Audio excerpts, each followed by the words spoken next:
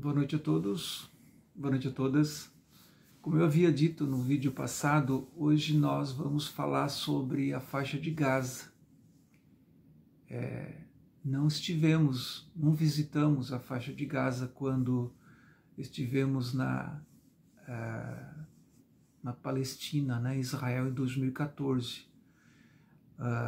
Mas nas visitas que nós fizemos a vários lugares, era impossível não tocar no assunto, né? A questão da faixa de Gaza, principalmente as investidas do exército israelense sobre aquele território. Cabe aqui frisar que a faixa de Gaza é um território extremamente pequeno. Em termos comparativos, Araranguá hoje tem cerca de 350 quilômetros quadrados, mais ou menos. Faixa de Gaza tem 400 quilômetros quadrados, um pouquinho maior. A diferença é a população. Enquanto aqui nós temos 65 mil habitantes, a faixa de Gaza tem 2 milhões de habitantes. É uma desproporção incrível, né? E é um país, digamos, um território totalmente controlado pelo exército israelense, como todos os territórios palestinos, né, são todos controlados pelo exército israelense, são áreas ocupadas, então não tem saída ali. Dentro da faixa de Gaza surgiu o chamado movimento Hamas, que para a comunidade internacional aliada aos israelenses, eles reconhecem esse movimento como um movimento terrorista, então eles não são tratados como, não há possibilidades de negociações políticas entre governos e esse movimento, porque eles não querem negociar com terroristas. Normalmente existem intermediários que fazem essas negociações, né, na busca de uma solução, um cessar-fogo, como aconteceu em 2014 e como aconteceu também agora, né? Sempre existe um país, um território aceito, reconhecido, que interceda essas negociações. A faixa de Gaza é um território que depende direta e indiretamente de Israel. Tudo que entra, tudo que sai do país do território passa pelo crivo do exército, do governo israelense. Então, já há bastante tempo, 2014, o exército israelense vinha agindo contra o grupo Hamas, só que essas ações do exército contra o grupo Hamas afetam diretamente a população civil, porque é um país tão pequeno, é claro que a população vive ali amontoada, e qualquer ação, qualquer bomba, qualquer ataque que aconteça ali em um pequeno local, isso resulta em dezenas de mortes, como aconteceu em 2014, como aconteceu agora, né? A imprensa divulgava quase que diariamente, periodicamente, imagens de foguetes israelenses sendo lançados naquele território e, ao mesmo tempo, os foguetes do Hamas sendo lançados para o território israelense.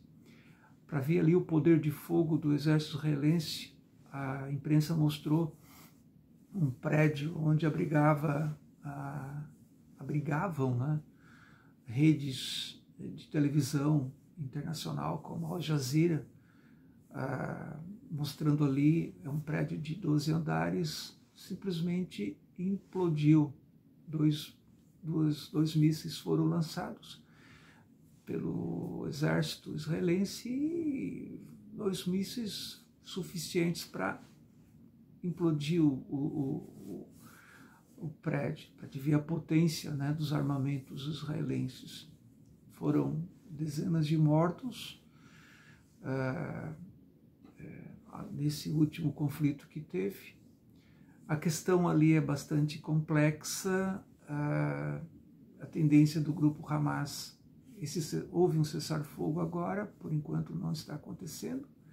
Aí houve a intermediação de países vizinhos árabes, Acontece que quando se quer buscar uma solução para um ataque, um problema, dificilmente as agências internacionais, os governos procuram negociar com esse grupo. Eles não reconhecem como um grupo político, reconhecem como um grupo terrorista, então eles não fazem qualquer tipo de negociação. Então, nesse conflito agora, Egito intermediou e eles conseguiram encontrar uma solução. Há outro detalhe importante que é necessário considerar, que o próprio governo da Palestina, governo que autonomia tem esse governo, é limitada também. O próprio governo da Palestina vem protelando as eleições para a escolha do novo presidente, né, de um novo líder do território, dos territórios. Isso pelo fato de que o próprio governo, lideranças ligadas, pessoas ligadas ao governo, alegam de que uma eleição poderia comprometer a própria hegemonia do grupo dominante do lado palestino, e isso abriria um precedente para que o Hamas se lançasse também. É claro que ele lançaria também um candidato concorrendo à vaga da presidência, e o Hamas poderia...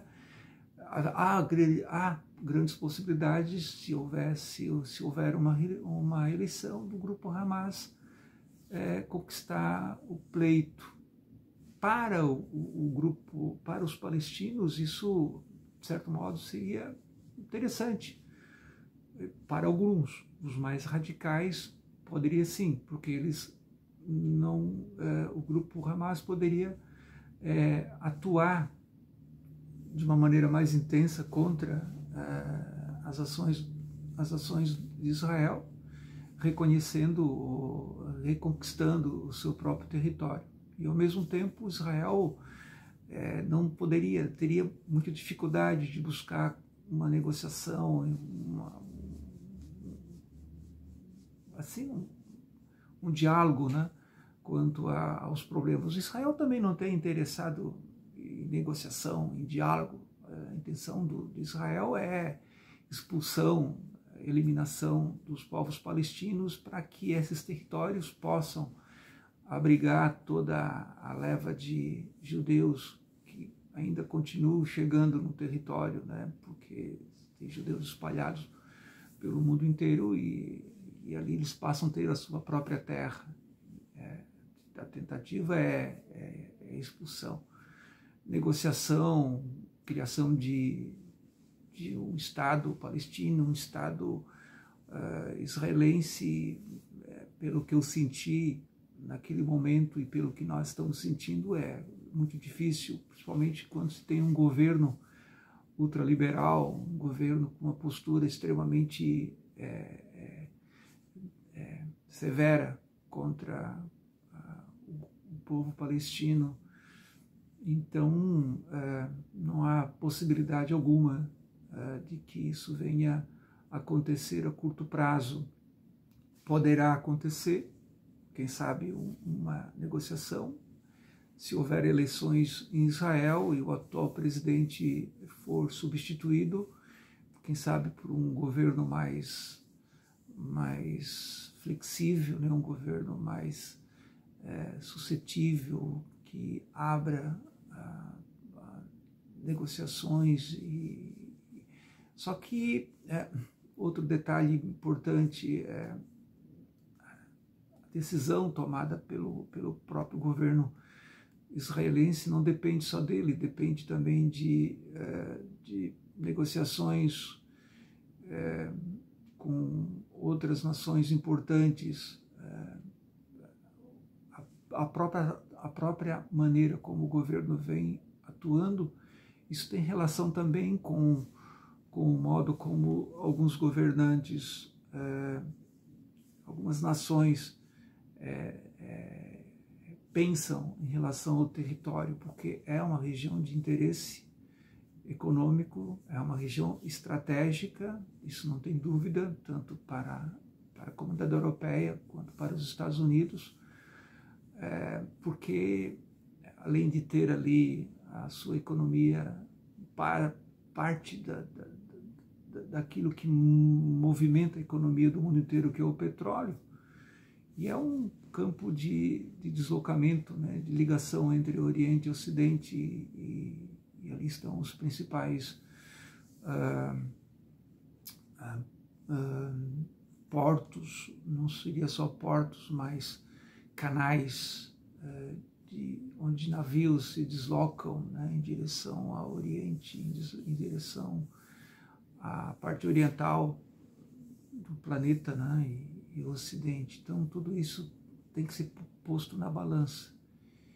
É isso. Próximo encontro eu vou falar um pouco mais sobre a questão de Jerusalém, a minha visão sobre Jerusalém e o que acontece, o que vem acontecendo, o que acontecia naquela época, e um pouco sobre a cidade, como é que funciona a cidade de Israel, de Jerusalém, o que tem lá de interessante que atrai tanto a população do mundo, né? E o que é visto, o que tem e o que é mostrado para o mundo inteiro, ok? Então tá, até a próxima então, boa noite.